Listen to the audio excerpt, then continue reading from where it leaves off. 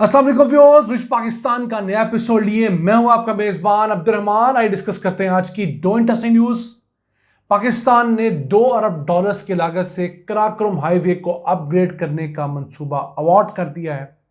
कहां से कहां तक ये मंसूबा बनेगा? ये मंसूबा इसलिए भी अहम है कि सी पैक की तजारत के बाद इस रूट के ऊपर पाकिस्तान ने जो 5 बड़े डैम्स और हाइड्रो पावर मंसूबे शुरू कर रखे हैं, जो कि 20,000 मेगावाट बिजली पैदा करने की सलाहियत रखते होंगे, वो सारे इसी नई रोड की वजह से मुकम्मल हो सकेंगे। इस अहम खबर को डिस्कस करेंगे। जबकि आज की दूसरी खबर, खैबर पख्तूनख्वा हुकूमत के बाद सिंध हुकूमत ने भी अपने गरीब शहरियों को सोलर सिस्टम देने का आगाज़ कर दिया है। गुज़िश्ता रोज़ बिलावल भुट्टो ने 2 लाख घरानों को ये सोलर सिस्टम देने का बाकायदा इफ्तिताह किया है। इस सोलर सिस्टम पे कितने पंखे, कितनी लाइट्स और क्या चीज़ें चलेंगी, ये प्रोग्राम के दूसरे हिस्से में डिस्कस करेंगे। लेकिन सबसे पहले चलते हैं आज की अहम खबर की तरफ। पाकिस्तान ने $2 अरब की लागत से कराकोरम हाईवे को अपग्रेड करने का ठेका चाइना को दे दिया है। ये पैच जो है, ये थाकोट से लेकर रायकोट तक का पैच है, जो कि 241 किलोमीटर तवील है। इस सिलसिले में चाइनीज कंपनियां ही ये सारा का सारा मामला करेंगी। चाइना हमें इसके लिए 13.1 बिलियन युआन यानी $2 अरब लोन देगा और उस लोन से चाइनीज कंपनियां ही ये तमाम की तमाम रोड कंस्ट्रक्ट करेंगी। इस सिलसिले में चाइनीज कंपनियों की सारी जिम्मेदारी होगी कि वो इंजीनियरिंग डिज़ाइन क्या बनाती हैं, प्रोक्योरमेंट क्या करती हैं, कंस्ट्रक्शन, सुपरविजन, इवन इस रोड की कंस्ट्रक्शन में जो इक्विपमेंट इस्तेमाल होगा वो सारा का सारा भी चाइनीज इस्तेमाल होगा।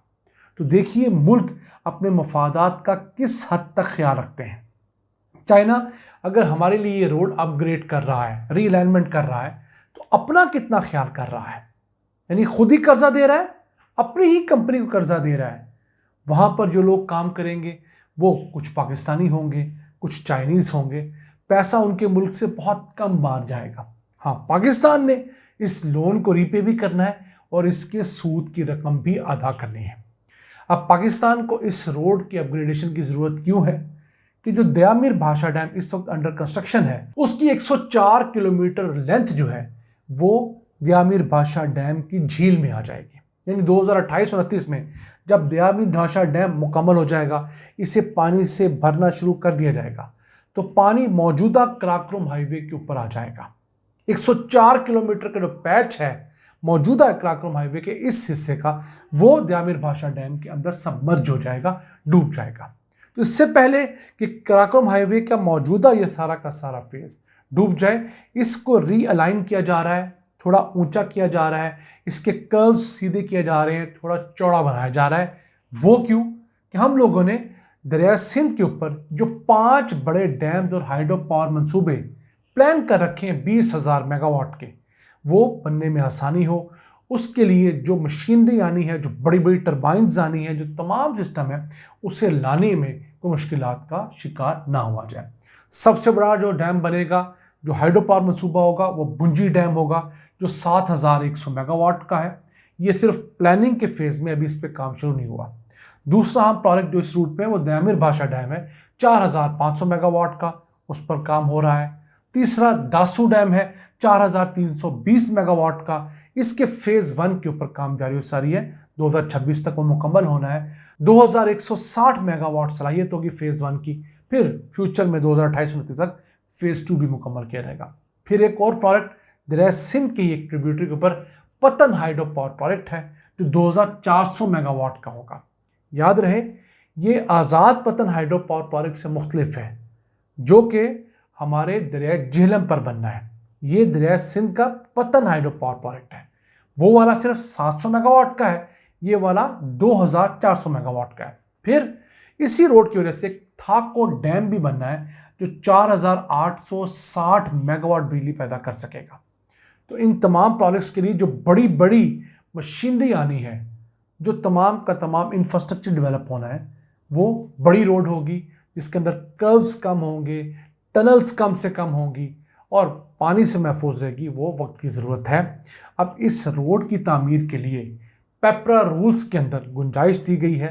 उसूलन तो ओपन बिडिंग होनी थी, लेकिन चूंकि चाइना लोन दे रहा है तो चाइना की पाबंदी थी कि आपने हमारे लोन के रकम से हमारी ही कंपनी से ये कंस्ट्रक्शन करवानी है, तो हमने ये उनको एक एग्जेम्पशन दी है।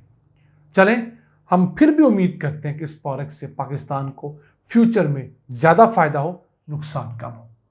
आइए चलते हैं आज की दूसरी अहम खबर की तरफ।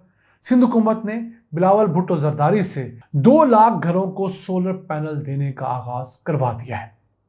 अब हुकूमत सिंध जो है इब्तदाई तौर पर ऐसे घरों को मुफ्त सोलर सिस्टम दे रही है जो कि 150 यूनिट माहाना इस्तेमाल करते हैं, यानी कि इंतहाई गरीब घर जो है। फिलहाल जिन्होंने सोलर सिस्टम शो करवाया है वो एक बल्ब और एक पंखा चला सकता है। मेरा तो ख्याल है कि एक ही पैनल उसके अंदर होगा जो कि 500-550 वाट का होगा, वही एक बल्ब और एक पंखा चलाने की सलाहियत रखता है।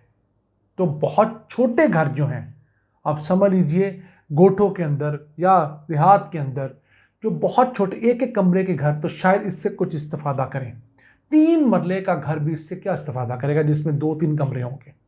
तो इस चीज़ को सोचना चाहिए। अगर आप गरीबों पर एहसान कर रहे हैं तो किसी काम का एहसान कीजिए, उनका कुछ फ़ायदा तो हो।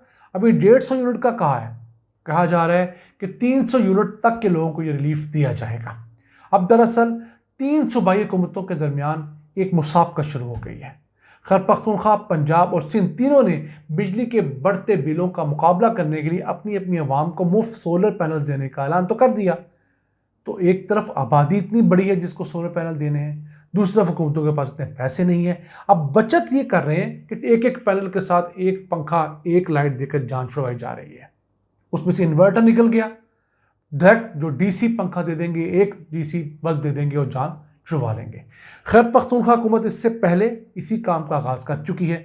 उन्होंने सूबे के 1,20,000 गरीब घरानों के अंदर सोलर सिस्टम देने का ऐलान किया था। उनका सोलर सिस्टम निस्बतन बड़ा है, 2 kV का उनका सिस्टम है, यानी कि 4 उसके अंदर सोलर पैनल होंगे। सिंध वाले में 1 लग रहा है।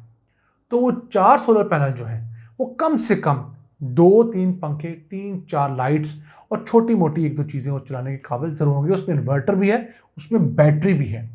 पंजाब हुकूमत अभी इन प्रोसेस है, उसने फैसला नहीं किया कि उसने कितने kV का सिस्टम देना है। लेकिन मेरे लिए ये बड़ी परेशानी की चीज़ है कि अगर बड़ी तादाद में हुकूमतें वोट लेने के लिए लोगों को सोलर पैनल देंगी, एक तरफ लोगों का फ़ायदा ज़रूर हो जाएगा, नो डाउट गरीबों का, लेकिन पिसेगा कौन सा तबका? मिडिल क्लास, जो 300 से ऊपर 400, 500, 600 यूनिट इस्तेमाल करता है, वो रगड़ जाएगा।